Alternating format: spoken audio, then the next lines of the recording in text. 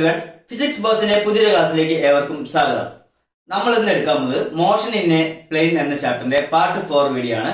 നമുക്ക് അതിലേക്ക് പോകാം. ഓക്കെ, നമ്മൾ ഇന്ന് പ്രധാനമായി ഡിസ്കസ് ചെയ്യാനുള്ള കണ്ടന്റ് എന്താ വെച്ചാൽ നമുക്ക് നോക്കാം. നമ്മൾ ഫസ്റ്റ് ഡിസ്കസ് ചെയ്യാൻ പോകുന്നത് എന്താണ് യൂണിഫോം സർക്കുലർ മോഷൻ എന്ന കേസാണ്. അതുപോലെ തന്നെ സെക്കൻഡ് നമ്മൾ ഡിസ്കസ് ചെയ്യാൻ പോകുന്നത് ആക്സലറേഷൻ എന്ന കേസാണ്. അപ്പൊ ഇത് രണ്ടും എന്താണെന്ന് നമുക്ക് നോക്കാം. യൂണിഫോം സർക്കുലർ മോഷൻ അല്ലെ. സർക്കുലർ മോഷൻ എന്ന് പറഞ്ഞാൽ നമുക്കറിയാം, സർക്കുലർ മോഷൻ എന്ന് പറഞ്ഞാൽ ഒരു ബോഡി സർക്കുലർ പാത്ത് കൂടെ റൊട്ടേറ്റ് ചെയ്യുകയാണെങ്കിൽ ആ ടൈപ്പ് ഓഫ് മോഷൻ എന്താ പറയാ, സർക്കുലർ മോഷൻ എന്ന് പറയാം. ക്ലിയർ ആണല്ലോ. അങ്ങനെയാണെങ്കിൽ നമുക്കറിയാം യൂണിഫോം സർക്കുലർ മോഷൻ എന്ന് പറഞ്ഞാൽ എന്താണ്. യൂണിഫോം എന്ന് പറഞ്ഞാൽ നമ്മൾ കോൺസ്റ്റന്റ് എന്നാണ് അല്ലെ. സെയിം ഒരു ബോഡി എന്ത് ചെയ്യുക, സെയിം വേഗതയിൽ ഒരു സർക്കുലർ പാത്ത് കൂടെ ചലിച്ചുകൊണ്ടിരിക്കുകയാണ്. അങ്ങനെയുള്ള മോഷനാണ് എന്ത് ചെയ്യുക, യൂണിഫോം സർക്കുലർ മോഷൻ എന്ന് നാം പറയുന്നത്. ഓക്കെ, അപ്പോ സപ്പോസ് ഈ യൂണിഫോം സർക്കുലർ മോഷനിൽ നമ്മൾ രണ്ട് കാര്യങ്ങളാണ് തെളിയിക്കാൻ പോകുന്നത്. ഓക്കെ, ഈ യൂണിഫോം സർക്കുലർ മോഷനിൽ എടുക്കുന്ന കേസിൽ നമ്മൾ ഒരു റിലേഷൻഷിപ്പ് തെളിയിക്കാൻ പോവാണ്. ഒന്ന് എന്ന് പറയുമ്പോൾ ലീനിയർ വെലോസിറ്റിയാണ്, രണ്ട് എന്ന് പറഞ്ഞാൽ ആംഗുലർ വെലോസിറ്റിയാണ്. ഇവ തമ്മിലുള്ള റിലേഷൻഷിപ്പാണ് നമ്മൾ യൂണിഫോം സർക്കുലർ മോഷനിലൂടെ തെളിയിക്കുന്നത്. ഓക്കെ, അപ്പൊ നമ്മൾ വേഗം തന്നെ അതിലേക്ക് പോകാം. സപ്പോസ് ഇവിടെ ഒരു ഡയഗ്രാം കൊടുത്തിരിക്കുന്നുണ്ടല്ലോ, ഒരു സർക്കിൾ ആണ് അല്ലെ. ഒരു സർക്കിൾ ഉണ്ട്. ഈ സർക്കിളിന് എന്ത് ചെയ്യാം, ചുറ്റൊരു ബോഡി ഇവിടെ റൊട്ടേറ്റ് ചെയ്യുന്നുണ്ട്. ഒരു ബോഡി റൊട്ടേറ്റ് ചെയ്യുന്നുണ്ട് അല്ലെ. ഓക്കെ, ഈ ഭാഗത്ത് കൂടെ റൊട്ടേറ്റ് ചെയ്യുന്നുണ്ട്. അങ്ങനെയാണെങ്കിൽ നമുക്കറിയാം ഇതാണ് ഒരു ബോഡിയുടെ എ എന്നുള്ള പോയിന്റ്. ബോഡി ഇവിടെയാണ് എ. ബോഡി ബി എന്ന് പറഞ്ഞാൽ ഇവിടെയാണ്. കാരണം എ എന്നുള്ള പോയിന്റിൽ നിന്ന് ബി എന്നുള്ള പോയിന്റിലേക്ക് എന്താ ബോഡി സഞ്ചരിക്കണം. അങ്ങനെയാണെങ്കിൽ അവിടെ ഒരു ഡിസ്പ്ലേസ്മെന്റ് ഉണ്ടാവില്ലോ. ആ ഒരു ലെങ്ത്തിന് ഒരു ചേഞ്ച് ഉണ്ടാവും. അതിനാണ് നമ്മൾ ഡെൽറ്റ എൽ എന്ന് പറയാം. എന്താണ് ഡെൽറ്റ എൽ. അതേപോലെ തന്നെ നമുക്കറിയാം ആംഗിളിന് ചെറിയൊരു ചേഞ്ച് ഉണ്ടാവില്ലോ. അതിനാണ് നമ്മൾ എന്ത് ചെയ്യുക, ഡെൽറ്റ തീറ്റ. ഡെൽറ്റ ഒന്നുകൂടി ഡെൽറ്റ തീറ്റ. ക്ലിയർ ആണല്ലോ. അങ്ങനെയാണെങ്കിൽ ഇവിടെ എന്ത് ചെയ്യുക, ചെറിയൊരു സമയത്ത് ഒരു ചെറിയ സമയമാറ്റം ഉണ്ടല്ലോ, അത് സ്മോൾ ഇന്റർവൽ ഓഫ് ടൈം ഉണ്ടല്ലോ. അതിനാണ് നമ്മൾ എന്താ പറയാ, ഡെൽറ്റ ടി എന്ന് പറയാം. Delta T. ക്ലിയർ ആണല്ലോ. അങ്ങനെയാണെങ്കിൽ നമുക്ക് എഴുതാൻ പറ്റില്ലോ ഇവിടെ ഉള്ള ആംഗിൾ എങ്ങനെ കണ്ടുപിടിക്കാം നോക്കാം. അപ്പൊ നമുക്ക് ആംഗിളിനെ കുറിച്ച് അറിയാലോ. ആംഗിൾ എന്ന് പറയുന്നത് നമുക്കറിയാം, നമുക്ക് എഴുതാം. ആംഗിൾ എന്ന് പറയുന്നത് നമുക്കറിയാം arc length divided by radius അല്ലേ. ആർക്ക് ലെങ്ത് ഡിവൈഡർ ബൈ റേഡിയസിനാണ് നമ്മൾ എന്ന് പറയാം ആംഗിൾ എന്ന് പറയാം. ഇവിടെ ആംഗിളിന് എത്രയാണ്, ഡെൽറ്റ തീറ്റ അല്ലേ. ഓക്കെ, അപ്പൊ നമ്മളോട് കൊടുക്കുക ആംഗിൾ എന്ന് പറഞ്ഞാൽ delta theta equal to arc length എന്ന് പറഞ്ഞത് എ ടു ബി തമ്മിലുള്ള ഡിസ്റ്റൻസിനാണ് എന്ത് ചെയ്യുക, ആർക്ക് ലെങ്ത് എന്ന് പറയാം. ഇവിടെ ആർക്ക് ലെങ്ത് എന്ന് പറഞ്ഞാൽ ഡെൽറ്റ എൽ അല്ലേ, ഡെൽറ്റ എൽ. ഓക്കെ, നമുക്കറിയാം ഈ ഇതിന്റെ റേഡിയസ് എന്ന് പറയുമ്പോൾ ആറല്ലേ, ആറാണല്ലേ. ഓക്കെ, അങ്ങനെയാണെങ്കിൽ നമുക്ക് ഇവിടെ എഴുതാൻ പറ്റുമല്ലോ, ഡെൽറ്റ റേഡിയസിനെ ആർ എന്ന് സൂചിപ്പിക്കാം. അപ്പൊ ഡെൽറ്റ തീസിക്കൽ delta L by R. Okay, ഇതിൽ നിന്ന് നമുക്ക് ഡെൽറ്റ എൽ കാണാം. അപ്പൊ ഡെൽറ്റ എൽ കാണുകയാണെങ്കിൽ എങ്ങനെ കിട്ടുക, delta L is equal to delta theta. അല്ലെങ്കിൽ നമുക്ക് ഇങ്ങനെ എഴുതാം, ആർ ഇൻറ്റു ഡെൽറ്റ തീറ്റ എന്ന് എഴുതാം. R into delta theta. Okay, ഈ ഡെൽറ്റ എൽ എന്ന് പറഞ്ഞാൽ ഇവിടെ ഒരു ഡിസ്പ്ലേസ്മെന്റ് അല്ലേ. ഈ ഡെൽറ്റ എല്ലിനെ പറയുന്ന ഒരു പേരാണ്, ഈ ഡെൽറ്റ എൽ എന്ന് പറയുന്നതിന്റെ പേരാണ് ലീനിയർ ഡിസ്പ്ലേസ്മെന്റ്. എന്താണ് ലീനിയർ ഡിസ്പ്ലേസ്മെന്റ്, അതിനെ പറയുന്ന പേരാണ് ഡെൽറ്റ എൽ. അതുപോലെ തന്നെ ഡെൽറ്റ തീറ്റയെ പറയുന്ന പേരാണ് ആംഗുലാർ ഡിസ്പ്ലേസ്മെന്റ്. ആണല്ലോ. അങ്ങനെയാണെങ്കിൽ നമുക്ക് delta L equal to R delta theta എന്നുള്ള റിലേഷൻ കിട്ടി. ഇനി നമ്മൾ ചെയ്യാൻ പോകണമെന്ന് വെച്ചാൽ ഈ ക്വാണ്ടിറ്റിയെ ത്രൂ ഔട്ട് ഡെൽറ്റ ടി കൊണ്ട് ഞാൻ ഡിവൈഡ് ചെയ്യാം. അപ്പോൾ അതിനെ ഡിവൈഡ് ബൈ ഡെൽറ്റ ടി അല്ലേ, ഡെൽറ്റ ടി കൊണ്ട് നമ്മൾ ഡിവൈഡ് ചെയ്യാം. അങ്ങനെയാണ് നമുക്കത് കിട്ടുക, delta L divided by delta T. Equal to r into delta theta by delta T. Okay, അങ്ങനെയാണെങ്കിൽ നമുക്ക് ഈ ഡെൽറ്റ എന്ന് പറഞ്ഞാൽ ലീനിയർ ഡിസ്പ്ലേസ്മെന്റ് അല്ലെ. ലീനിയർ ഡിസ്പ്ലേസ്മെന്റ് ബൈ ടൈം എന്നതിനെ പറയുന്ന പേരാണ് നമ്മൾ എന്ത് ചെയ്യുക, ലീനിയർ വെലോസിറ്റി എന്ന് പറയാം. എന്താണ് ലീനിയർ വെലോസിറ്റി? ഓക്കെ, അപ്പൊ ഈ ക്വാണ്ടിറ്റിയെ പറയുന്ന പേര് ഡെൽറ്റ, അതായത് linear displacement by time, by ടൈമിനെ പറയുന്നതാണ് ലീനിയർ വെലോസിറ്റി. എന്താണ് ലീനിയർ വെലോസിറ്റി? ഓക്കെ, അങ്ങനെയാണെങ്കിൽ delta theta by delta T എന്ന് പറഞ്ഞാൽ ഡെൽറ്റ തീറ്റ എന്ന് പറയുന്നത് ആംഗുലർ ഡിസ്പ്ലേസ്മെന്റ് ആണ്. ആംഗുലർ ഡിസ്പ്ലേസ്മെന്റ് ബൈ ടൈം എന്നതിനെ സൂചിപ്പിക്കുന്ന പറയുന്ന വേറൊരു പേരാണ് നമ്മളുടെ ആംഗുലർ വെലോസിറ്റി. Angular velocity. അപ്പൊ ഇത്രയും കാര്യങ്ങൾ നമ്മൾ പറഞ്ഞു. ഓക്കെ, അപ്പൊ ഇത് നമ്മൾ എങ്ങനെയാ ലീനിയർ വെലോസിറ്റിയെ നമ്മൾ സൂചിപ്പിക്കാൻ എഴുതുന്ന ലെറ്റർ എന്ന് പറയുന്നത്, ലീനിയർ വെലോസിറ്റി എന്ന് പറയുമ്പോൾ വി ആണ്. അതായത് ആംഗുലർ വെലോസിറ്റി നമ്മൾ സൂചിപ്പിക്കുന്ന ലെറ്റർ ഒമേഗയാണ്. അങ്ങനെയാണെങ്കിൽ നമുക്ക് ഇങ്ങനെ എഴുതാൻ പറ്റുമല്ലോ. എങ്ങനെയാണ് എഴുതുക? V equal to R omega എന്ന് എഴുതിക്കൂടെ?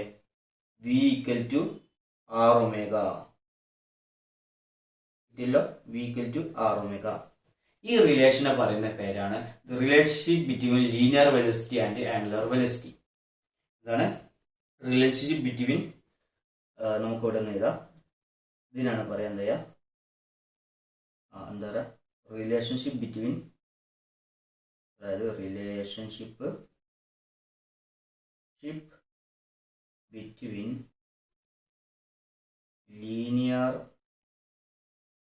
Velocity and angular velocity. ക്ലിയറാണല്ലോ? അപ്പം നമ്മൾ relationship between linear velocity and angular velocity in case of circular motion ആക്കി നമുക്ക് എക്സാമിന് ചോദിക്കാൻ ചാൻസ് ഉള്ളത്. ഇത് എല്ലാ പ്രാവശ്യം നമ്മൾ ചോദിക്കാറുണ്ട്. അപ്പൊ നമ്മളിത് നിർബന്ധമായിട്ടും പഠിച്ചിരിക്കുക. അപ്പോൾ ചെറിയൊരു കാര്യമാണ് ഇപ്പം പറഞ്ഞത്. ഇത് വളരെ ഇമ്പോർട്ടൻ്റ് ആയിട്ടുള്ള കാര്യമാണ്. അപ്പോൾ ഇത് നമ്മൾ റിലേഷൻഷിപ്പ് പഠിച്ചിരിക്കുക. അപ്പൊ നമുക്ക് നെക്സ്റ്റ് ടോപ്പിക്കിലേക്ക് പോകാം.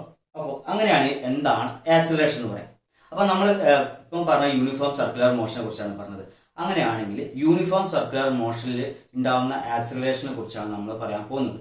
ഓക്കെ, അപ്പോൾ acceleration in terms of circular motion, circular മോഷനിൽ ഉണ്ടാവുന്ന ആക്സിലറേഷനെ കുറിച്ചാണ് പറയുന്നത്. ഈ ഒരു ബോഡി സർക്കുലർ പാത്ത് കൂടെ റൊട്ടേറ്റ് ചെയ്യാന്ന് വിചാരിക്കാം. അപ്പോൾ ഇങ്ങനെയാണ് റൊട്ടേറ്റ് ചെയ്യുന്നത്. ഇങ്ങനെ റൊട്ടേറ്റ് ചെയ്യുമ്പോൾ ഇങ്ങനെ റൊട്ടേറ്റ് ചെയ്യുമ്പോൾ ഈ സർക്കുലർ പാത്ത് കൂടെ റിവോൾവ് ചെയ്യുന്ന ഒരു ബോഡി റൊട്ടേറ്റ് ചെയ്യുകയാണെങ്കിൽ, അല്ലെങ്കിൽ റൊട്ടേറ്റ് ചെയ്യുകയാണെങ്കിൽ അത് രണ്ട് ടൈപ്പ് ആക്സിലറേഷൻ ഉണ്ടാവും. എന്താണ്? രണ്ട് ടൈപ്പ് ആക്സിലറേഷൻ ഉണ്ടാകും. അതിൽ ഫസ്റ്റ് വൺ ആക്സിലറേഷൻ ആണ് എന്താ പറയുക, ലീനിയർ ആക്സിലറേഷൻ, അല്ലെങ്കിൽ ലീനിയർ അല്ല, സെൻട്രിപെറ്റൽ ആക്സിലറേഷൻ. എന്താണ് സെൻട്രിപെറ്റൽ ആക്സിലറേഷൻ? ഓക്കെ, എന്താണ് സെൻട്രിപെറ്റൽ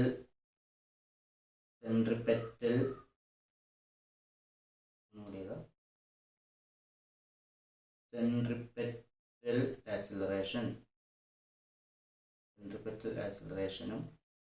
രണ്ടാമത്തെ ഒരു ആക്സിലറേഷൻ ഉണ്ട്. അതിന്റെ പേരാണ് ടാൻജൻഷ്യൽ ആക്സിലറേഷൻ.